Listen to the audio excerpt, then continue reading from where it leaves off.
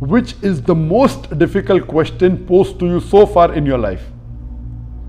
This is the question. This question, which is the most difficult question posed to you so far in life, is the most difficult question in my life. Yes, there have been difficult questions. I can narrate many.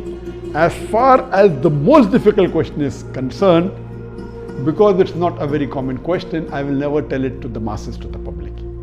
Because such questions are so difficult, so attacking, and if it's not common, why should I make it public? Alhamdulillah, I have the answer, and Allah helped me. It's through Allah's help I got the answer.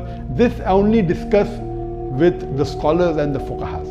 And I asked them, what is the answer? And I've asked this to maybe 50 or 100 people who are scholars and people of knowledge. And unfortunately, the most difficult questions have not been answered because of the intricity, not because of the knowledge based, it is the intricity of the question. So those questions which are attacking Islam, and they're not common, and it's difficult to understand the answer, as a policy, even if you ask, I'll never tell you. That's only to be discussed with people of knowledge and the scholars. Yes, there have been many questions which are tricky. Many questions which may require logical answer, has nothing to do with Islamic knowledge. And there are many. I'll just give one example to you. I don't say it's the most difficult, but it was a tricky question. And I remember, I think it was in the year 2014 or somewhere close to that in Dubai. After my lecture in Dubai, there were about 15,000-20,000 people in the audience. There's a lady who's a non-Muslim who asked me a question. And she said, Dr. Zakir, you often give the example of why a Muslim lady should do hijab, and you ask the question that if two twin sisters who are equally beautiful, one of them is wearing the Islamic hijab, complete body covered, except the face and the hands up to the wrist, and the other twin sister, she is wearing the Western clothes with mini skirts and a low neck, and if both of them are walking down the streets of Dubai, and if there is a hooligan, if there is a ruffian who's waiting to tease a girl, which girl will he tease? And you ask this question.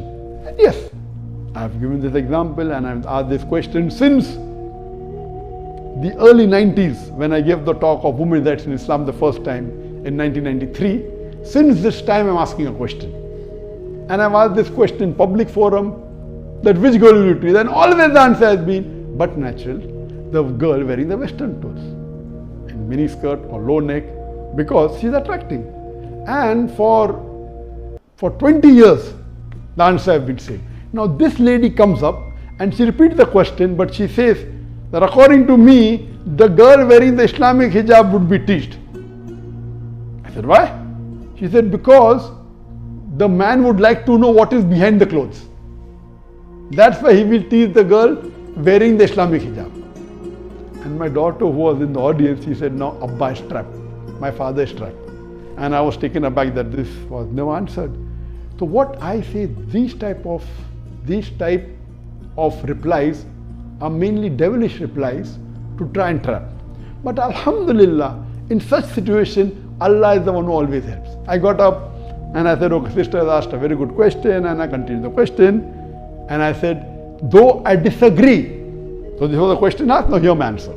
I said, I disagree with your answer. It's an illogical answer. But if you agree that your answer is correct, then why are you wearing clothes? If you don't want people to be clothes, you should take off your clothes. And believe me, that woman was so embarrassed, and that was a very good slap to her reply, to her question, which was a devilish question. She went back and she sat quietly. So these types of questions by non-Muslims who come to attack you, it has got nothing to do with Islam. My answer was logical. But what I told her, okay, I disagree with your answer, but if you agree with your answer, why are you wearing clothes? And she was wearing clothes. I said, why are you wearing clothes?